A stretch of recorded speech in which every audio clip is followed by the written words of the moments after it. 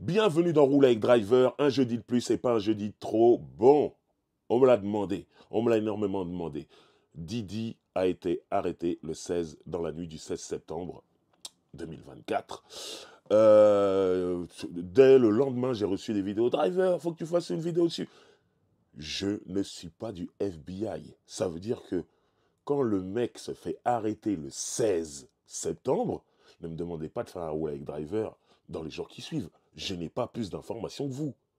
Il faut laisser un peu de temps, que je fasse mes petites recherches, que j'écoute d'autres gens parler, que voilà, et que je puisse vous faire une émission qui ressemble à quelque chose. Donc, j'ai décidé de ne pas la faire tout de suite, d'attendre. Maintenant, j'ai des confrères qui, eux, ils sont plus dans le blogging. Ça veut dire ils ont des réseaux sociaux et dans la foulée, ils vont faire un truc qui va durer 1 minute, une news. C'est très bien. Moi, je ne fais pas ça sur mes réseaux sociaux. Moi, je le fais ici sur YouTube et j'ai besoin de faire une émission.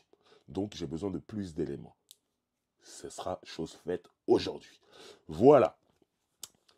Alors, je me souviens la dernière fois que j'ai fait une émission consacrée à Didi et toutes ces histoires. C'était l'époque où Cassie était montée au créneau. Euh, D'ailleurs, cette émission, je me suis retrouvé dans les studios de First Team. Merci beaucoup à First Team. Vous m'avez beaucoup aidé parce qu'à ce moment-là, j'avais des problèmes de matériel énormes. Je me souviens, ça date, ça fait plusieurs mois. Et je marche dans la rue, comme ça, dans Paris, et je croisais des gens qui me disaient, ah, Driver, merci, super, cette vidéo sur Didi, on a compris beaucoup de choses et tout. Ce qui me fait énormément plaisir, merci, c'est pour ça que je fais ces vidéos aussi. Et par contre, les mois passaient, et quand je croisais des gens dans la rue, ils me disaient, mais ça en est où avec Didi? Pourquoi on l'a toujours pas arrêté? Ah, il va s'en sortir. Ah, nanana. Bon, moi, je suis pas juge, je suis pas là pour dire s'il va s'en sortir ou pas. Mais quand même, je répondais aux gens, il y a une enquête. C'est le FBI qui est dessus, c'est long. Une enquête, ça se fait pas en 2 jours. Ah ouais, Cassie a parlé, alors c'est bon, on l'attrape, on le met en prison. Il y a une enquête, il faut trouver des preuves, tout ça. Plus tard, il y a eu les perquisitions, tout ça, nanana, et voilà. Même avec les perquisitions, tout le monde disait, ah, il va tomber tout de suite. Non, ça a mis du temps, il était dehors, il se baladait dans les États-Unis, P. Diddy, et du coup, les gens me demandaient, mais ah, il va s'en sortir, il n'y a plus rien, on n'entend plus parler de ça et tout. Mais en tout cas, c'est pour vous dire qu'il y a une enquête du FBI et que les enquêtes, c'est long, surtout dans des histoires d'assaut sexuel où très souvent, c'est une parole contre l'autre. Il faut trouver des preuves. Et quand il y a en plus les fêtes datent d'il y a très longtemps, les preuves peuvent disparaître s'il y en a. Donc c'est très compliqué. Ça prend du temps. Bref, nous revoilà parce qu'il y a eu du changement et que Didi a été arrêté. Donc là, mi-septembre, le 16 septembre, dans la nuit du 16 septembre. OK? Et le truc de fou, c'est que Gene Deal, dont je vous parle souvent, qui est ancien garde du corps de P. Diddy et de Biggie, je vous parle souvent de lui ici. Gene Deal fait souvent des interviews. C'est quelqu'un qui a commencé à dénoncer Didi il y a très longtemps. Et les gens le prenaient pour un haineux parce qu'il ne travaillait plus avec Didi. Les gens se disaient, ah, Didi l'a viré, donc il est énervé et il parle mal de Didi.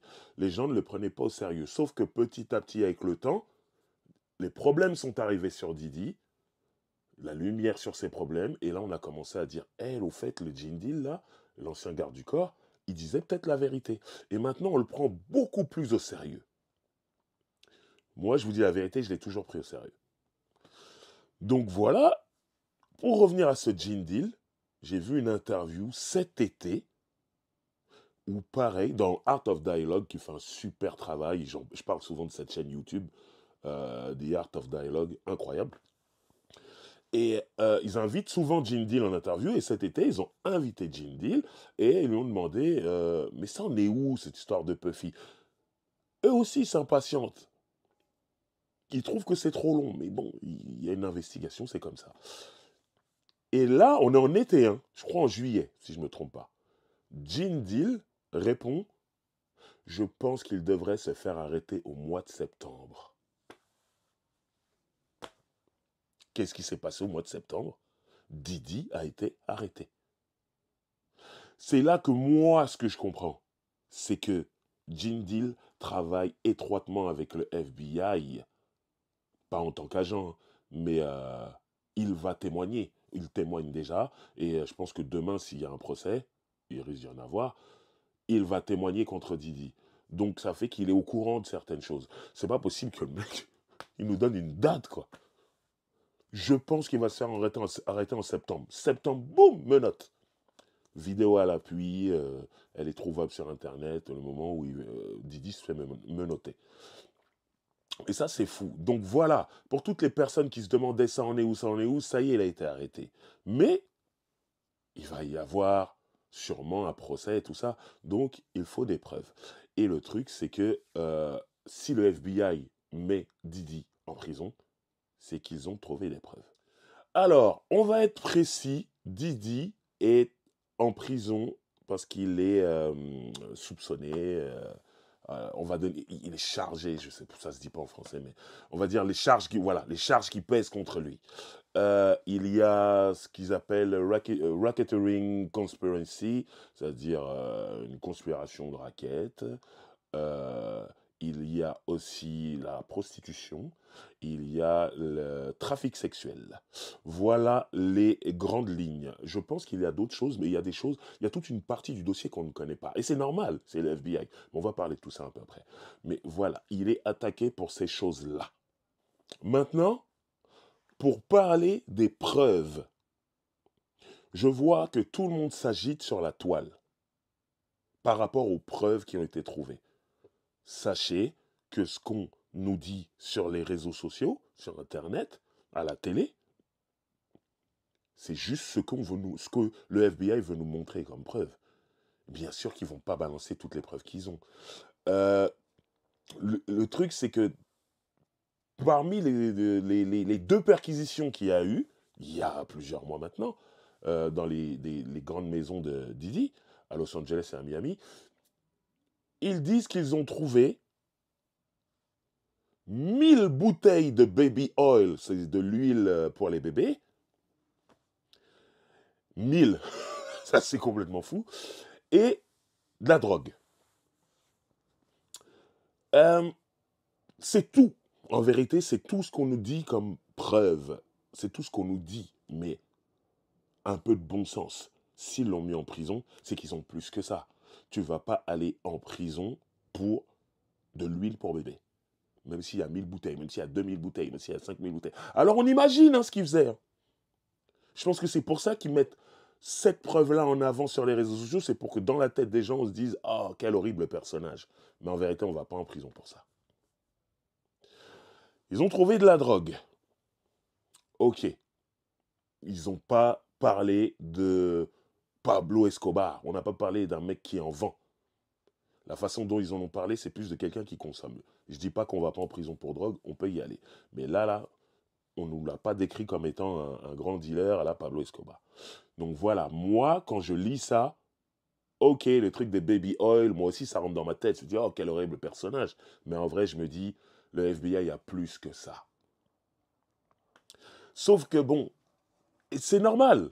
Les gens se fient à ce qui se dit sur Internet, donc il y a beaucoup de gens qui... Enfin, beaucoup de gens, c'est pas vrai. Il y a des gens, pas beaucoup d'ailleurs, qui montent au créneau, pas pour défendre Didi, mais pour dire que, hey, ce qui se passe là, c'est pas normal. Je pense notamment au docteur Umar, qui est un personnage assez connu dans la communauté noire aux États-Unis, qui prend souvent la parole. Et là, il a pris la parole en disant, ce n'est pas un crime d'être freaky, d'être quelqu'un qui aime beaucoup le sexe et qui a des façons de faire un peu olé olé, on va dire. Voilà.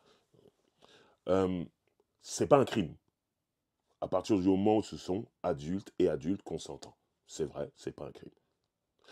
Donc, il précise bien en disant que Hugh Hefner, de Playboy, connu pour avoir une maison, la Playboy Mansion, où il se passe plein de choses olé olé, il dit qu'il n'a jamais eu de problème pour ça. Pourquoi Didi a des problèmes pour ça? Bien sûr, le docteur Omar veut nous faire comprendre que sa couleur de peau. Maintenant, moi, ce qu'il dit, c'est cohérent et tout, mais moi, je suis persuadé qu'il y a plus que ça.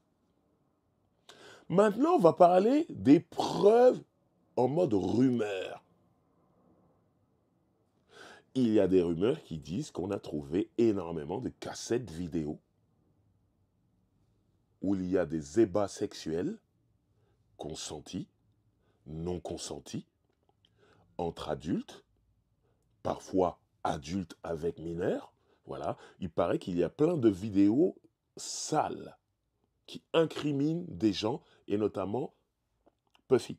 Et quand je dis des relations non consenties entre adultes, c'est parce que des adultes auraient été drogués. Donc vous voyez le lien avec la perquisition où on trouve, ok, de l'huile de bébé, mais aussi des drogues. C'est pas Pablo Escobar, mais ce serait peut-être quelqu'un qui utilise ces drogues pour que les personnes non consentantes le deviennent, entre guillemets. Et surtout, comme je viens de vous le dire, il y a des cassettes vidéo, donc c'est filmé, et du coup, ça sert aussi à faire chanter des gens. C'est pour ça que l'une des charges contre lui, c'est aussi conspiration, racket, machin. Il aurait fait du chantage à des gens. Et d'après ce même Gene Deal, l'ancien garde du corps dont je vous parle, il dit que dans les soirées de Didi, il y avait des politiciens. Il dit même dans une interview clairement qu'il y avait un maire de New York. Et que bien sûr, ils ont été filmés. Nous, on voit ça dans les films. Hein. En tant que Français, on voit ça dans des films. Moi, j'ai vu ça toute ma vie. Des politiciens qui font l'amour avec des prostituées, qui sont filmés, et il y a quelqu'un qui les fait chanter derrière. Je veux ci, je veux ça, je veux de l'argent, je veux une place là, je veux ça. Non. Moi, j'ai toujours vu ça dans des films. Mais sauf que là, on est en train de nous faire comprendre que ça existait dans les soirées de P. Diddy. Donc là, je suis dans la rumeur. Ces cassettes vidéo, je ne sais pas si elles existent vraiment. Moi, je me dis que je suis Didi, je commence à sentir le truc arriver sur moi, la tempête. Si vraiment j'ai ces cassettes vidéo, je m'en débarrasse. Apparemment, d'après la rumeur, il s'en est pas débarrassé. Pourquoi? Moi, je pense tout simplement, si c'est vrai, hein, je pense que dans sa perversité, c'est quelqu'un qui aimait regarder ces vidéos souvent, donc il n'allait pas s'en débarrasser. Moi, c'est ce que je me dis pour que ce soit logique. Parce que si c'est pas ça, mais tu les jettes, tu les brûles, tu sais très bien qu'à un moment, la police va venir. Donc voilà, en tout cas, ça, c'est des rumeurs de preuves. Toutes ces preuves-là, celles qu'on connaît et celles qu'on ne connaît pas, font qu'à l'heure où on parle, Didi est en prison. Ça, c'est un fait. Didi est un homme très riche. Il est proche du milliard. Officiellement, il ne l'est pas, mais il en est proche. Je pense que c'est quelqu'un, après avoir lu différents trucs, qui a un peu plus de 800 millions de dollars. C'est sa fortune, c'est énorme. Okay, il est en prison. Les gens qui ont de l'argent, lorsqu'ils sont en prison, demandent une caution, demandent à pouvoir payer une caution pour rester à l'extérieur, donc à l'extérieur de la prison, pendant que l'enquête se poursuit jusqu'au jugement, et etc. Et Didi va proposer une somme énorme. Du coup, il n'attend pas qu'on lui dise « tu peux être libéré sous caution pour tant ». Il sent qu'on ne va pas lui proposer la caution. Donc c'est lui qui propose, et en proposant une somme énorme qui est de 50 millions de dollars. Il propose de donner payer sa caution avec 50 millions de dollars pour qu'on le laisse à l'extérieur, libre, jusqu'à ce que l'enquête se termine et que jugement, etc. On va lui refuser cette caution. 50 millions de dollars sont refusés. Moi, lorsque je lis ça, je me dis, ok, ils veulent sa peau, c'est mort. 50 millions aux États-Unis, l'argent, c'est l'argent. Et là, ils se sont dit, non, non, non, non, non, non, non. Pourquoi? Ils ont dit, parce qu'il y a des risques de fuite. Didi a tellement d'argent qu'il peut fuir le pays d'une façon ou d'une autre. Et ils se sont dit, non, pour ça, tu restes en prison, pas de caution. Ok, mais ça va plus loin que ça. Ils ont mis tout un système autour d'une éventuelle tentative de suicide. C'est des choses qui existent en prison, et quand la police sent que l'accusé pourrait, entre guillemets, se suicider parce qu'il ne supporterait pas la prison et tout ça, et pour fuir, aussi une façon de fuir ses responsabilités si jamais c'est bien lui le coupable, Moi, je mets des pincettes. Hein. C'est pas moi le juge. On met tout un système pour qu'il ne se suicide pas. Et Didi serait là-dedans. Et moi, ça fait écho à encore une autre interview de Gene Deal que j'ai vue, où il disait, je connais très bien Puffy, mentalement, il est faible. Et c'est quelqu'un qui ne supporterait pas d'aller en prison et qui se tuerait avant. Donc là, apparemment, on est dans ce cas-là, ils font tout pour qu'il ne puisse pas se suicider dans la prison. Donc, ils veulent vraiment qu'il soit jugé, ils ne veulent pas qu'il s'enfuit, ils ne veulent pas qu'il se suicide. Voilà, ils font tout par rapport à ça. Et ça rend le truc... Honnêtement, je le répète encore, en tant que Français, nous, c'est des trucs qu'on voit dans des séries ou des films.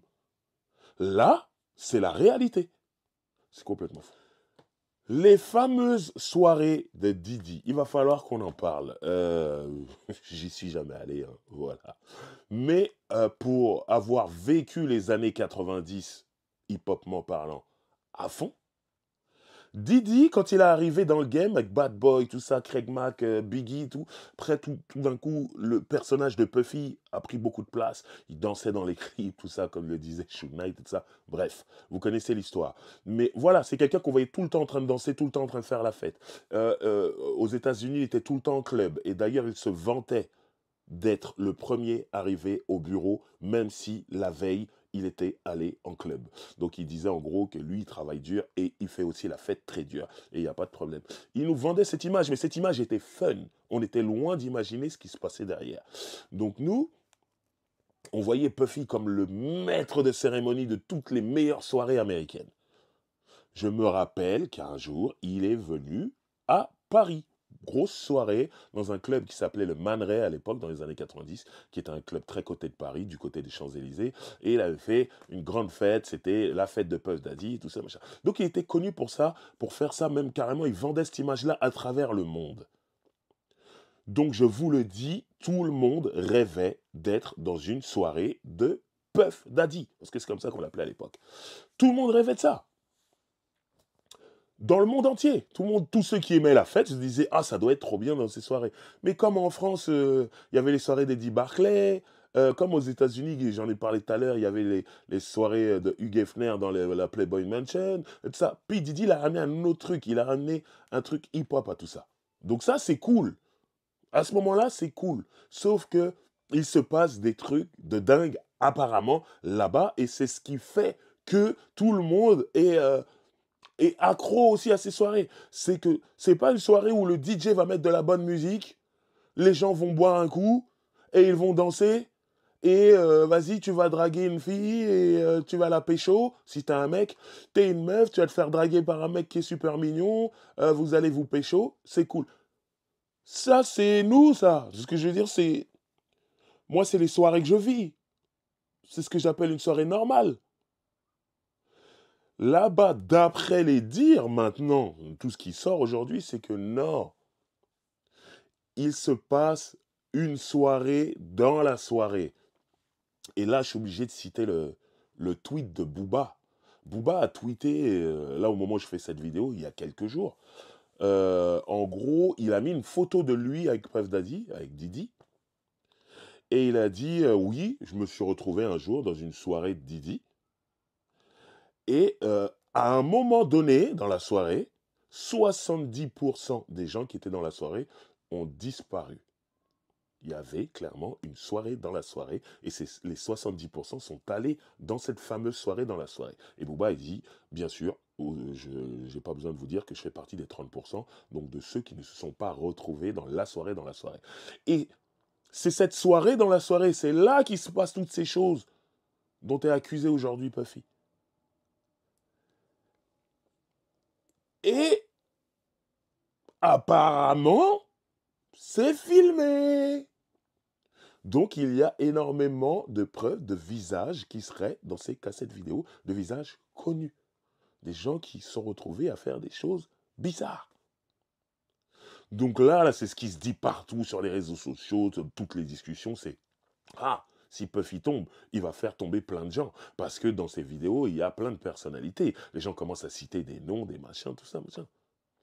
Là, j'ai vu, moi je rigole, ça dépend où on se place, mais j'ai vu une vidéo qui tourne pas mal aussi sur Internet, sur les réseaux sociaux, de Ice Cube et WC qui sont sur scène en train de faire un concert, et Ice Cube dit, bon, je tiens à vous dire que mon pote WC et moi, on n'a jamais été dans une soirée de Didi, ok? Comme ça, c'est réglé. Vous parlez pas avec nous. C'est-à-dire, en gros, on sait ce qui se passe là-bas, nous, on n'a jamais été là-bas, donc on est clean, tout ça. Donc tout ça, c'est pour vous dire que, d'après les rumeurs, il y a beaucoup de personnalités dans la musique, dans le cinéma, dans le sport, dans la politique, qui craignent le retour de flamme de cette enquête sur Didi parce que ces personnalités seraient dans des vidéos qui sont aujourd'hui entre les mains du FBI. On est toujours dans la rumeur, on ne sait pas. Nous, on ne sait pas. Mais moi, je le répète, si Didi est actuellement en prison, c'est qu'ils ont du lourd. Le FBI a du lourd. Je le répète. C'est ce que je pense. Euh, une autre affaire la façon dont elle est menée par l'équipe de Didi et ses avocats, ben, ça nous laisse penser que Didi est coupable. Il y a une actrice, non, il y a un modèle, un mannequin, ancien mannequin, parce qu'elle a vieilli aujourd'hui, mais à l'époque, elle avait 22 ans, si je ne me trompe pas, elle s'appelle Crystal McKinney. Elle vient de porter plainte contre Didi pour sexual assault, agression sexuelle. Elle dit qu'elle a été droguée par Didi et qu'ensuite, voilà, il l'a agressée sexuellement. Il y a plein d'histoires qui sortent, qui reviennent et tout ça.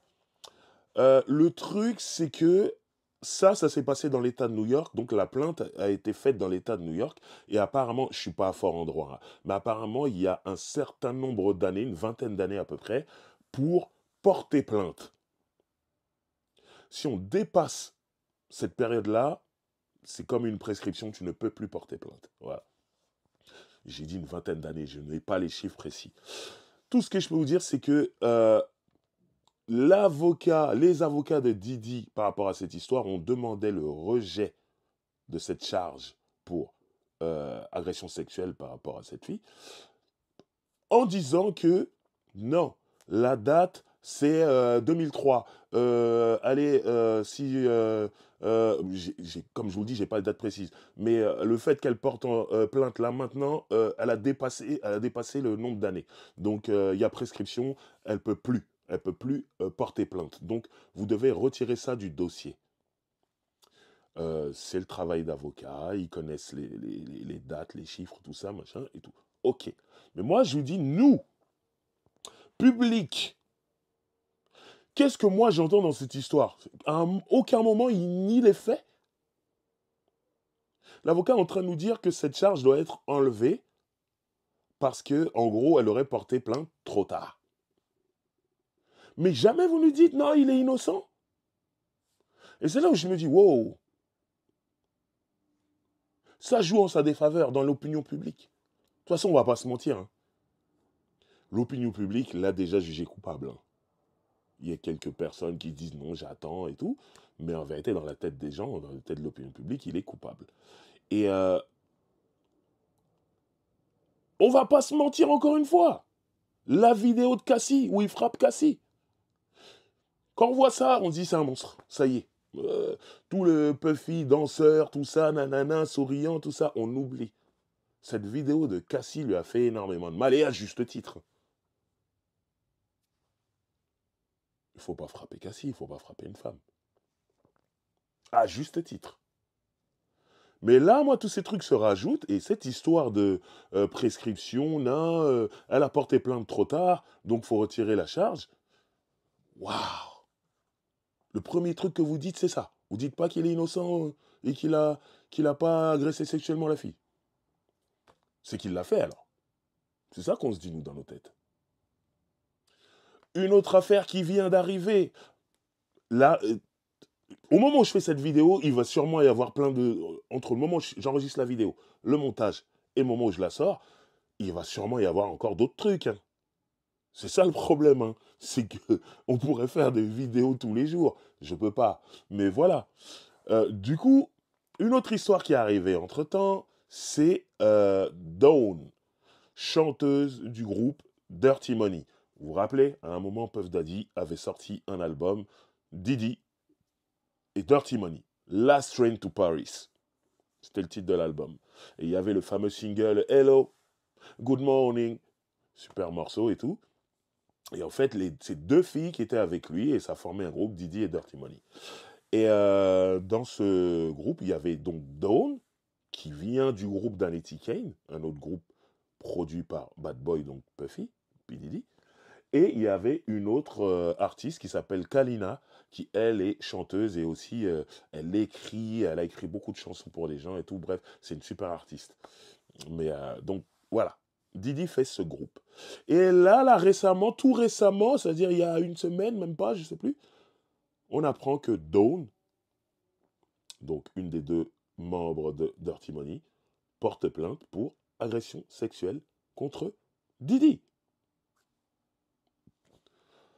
Une de plus, et on comprend qu'il va y en avoir d'autres. De toute façon, je l'avais déjà dit dans ma vidéo, le fait que Cassie ait parlé, ça va libérer la parole de plusieurs femmes. Donc là, c'est au tour de Dawn. Et le truc de fou, c'est que ce que nous raconte Internet, à partir du moment où Dawn a porté plainte, l'autre chanteuse de Dirty Money, Kalina, a été contactée par Diddy plusieurs fois. Et il paraît dans la même journée, 54 appels. Preuve à l'appui, elle a montré à la police, elle ne décrochait pas. Elle savait pourquoi Puffy appelait. Et en gros, d'après les rumeurs de ce qui sort des bureaux du FBI, Diddy essayait d'acheter Kalina parce qu'apparemment, s'il fait ça, c'est que Kalina aussi aurait des choses à reprocher à Diddy. Donc du coup, il aurait essayé de la joindre 54 fois dans la même journée. Elle n'a pas décroché et elle aurait montré ça à la police. Regardez, harcèlement, il veut me parler de quelque chose, il a des choses à se reprocher. Donc tout ça, c'est des petits détails.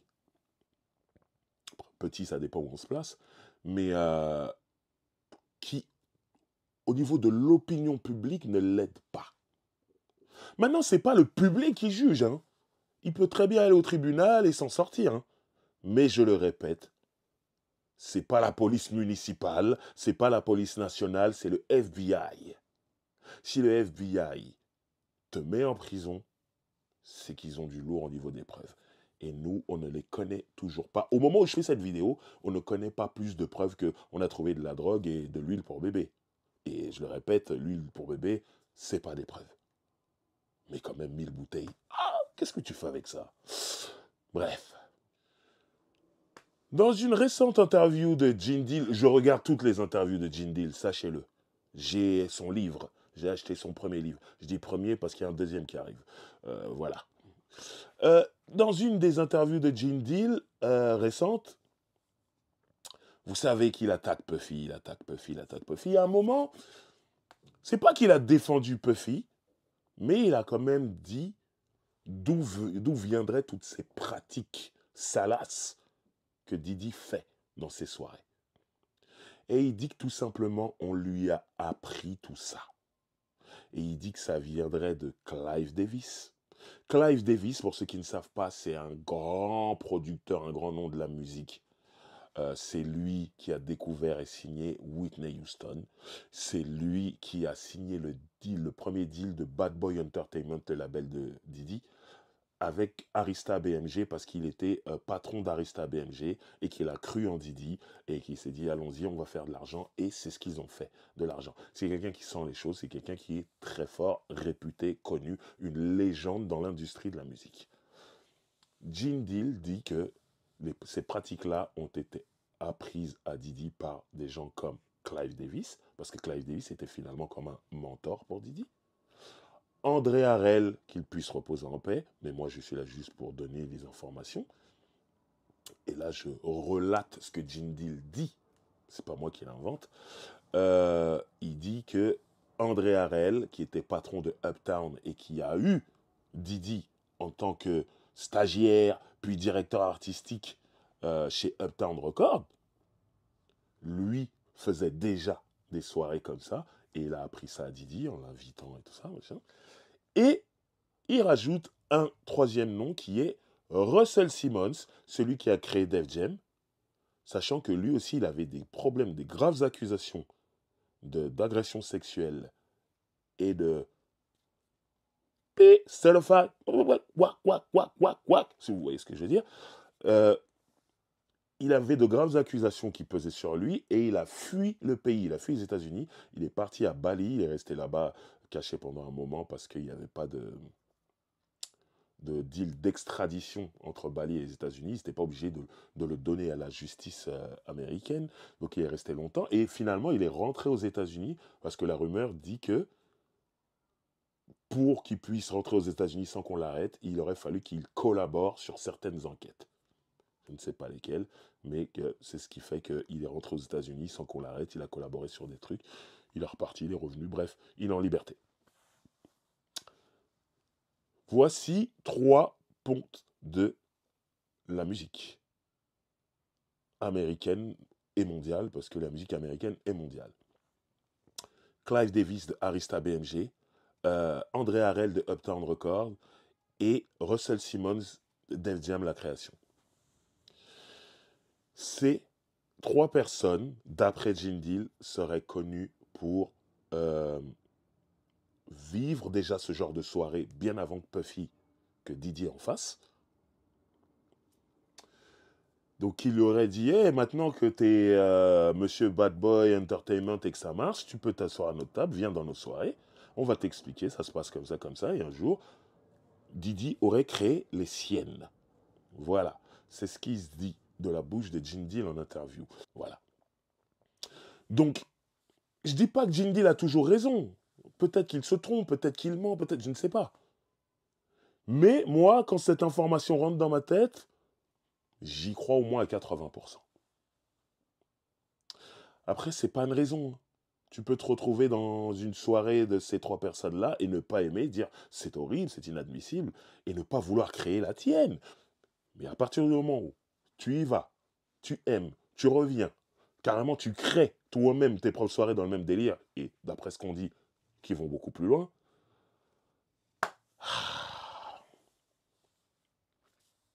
t'es coupable en vrai. Mais une fois de plus, je ne suis que le public. C'est pas moi qui vais juger Puffy. Les preuves, je ne les ai pas sous les mains, c'est pas moi. S'il y a vraiment ces cassettes vidéo, moi je les ai pas vues. Donc je suis là, je relate des interviews, des dires, des choses qu'il y a à droite, à gauche. C'est tout ce que je fais. Je ne veux pas de problème. Ici, c'est Roule avec Driver, on raconte les anecdotes. Des fois, je vis ces anecdotes, je vous dis un jour j'étais à elle, un jour ce truc. Et là, je n'étais pas là. J'ai jamais fait une soirée de Puffy. Alors, en gros, c'est une affaire à suivre. Il est en prison. L'enquête n'est pas terminée. Mais s'il est en prison, c'est qu'ils ont des preuves assez lourdes pour ne pas le laisser en liberté, pour ne pas qu'il s'enfuit. C'est ça. Du coup, on va avoir des nouvelles bientôt. Moi, le truc, c'est que je regarde beaucoup la chaîne The Art of Dialogue, comme je vous ai dit. Et il y a un gars qui s'appelle Freddy P, qui était dans le groupe, le premier Making the Band, ce show qu'il avait sur MTV, Bad Boy, Puffy avait ce show sur MTV, une espèce de, vas-y, on monte un groupe devant tout le monde, il y a plein de rappeurs qui viennent, des artistes qui viennent tenter leur chance et tout ça, comme un espèce de concours, et à la fin, ils en gardent 5 ou 6 et ils font un groupe. Et c'était Making the Band, et ce Freddy P faisait partie de Making the Band, et lui, il parle librement aujourd'hui des problèmes qu'il a vus chez Bad Boy et les problèmes de Didi. Et lui, il dit dans une interview récente, il y a une autre plainte qui va arriver, qui vient d'un groupe de R&B signé chez Bad Boy. Il y a une grosse plainte qui va arriver.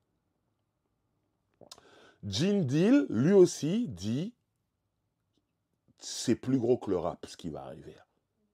Il y a des gens qui vont témoigner, il y a des gens qui vont porter plainte, c'est plus gros que le rap. de dingue qui va arriver dans cette histoire. Ça, c'est Jindal qui le dit. En faisant mes recherches, j'ai aussi vu que le FBI était en contact avec ce qu'ils appellent là-bas une sex worker, une travailleuse du sexe, euh, une fille qui a participé à ce trafic sexuel dont il est accusé, Didi, qui est en train de parler et en train de tout balancer. Donc là, honnêtement, l'avenir est très sombre pour Didi, d'après les dires qu'il y a sur Internet. Alors après, peut-être Didi, il a un joker, hein, et que nous, on nous en parle pas sur Internet. Mais moi, tout ce que je vois sur Internet en fouillant, ça va contre Didi.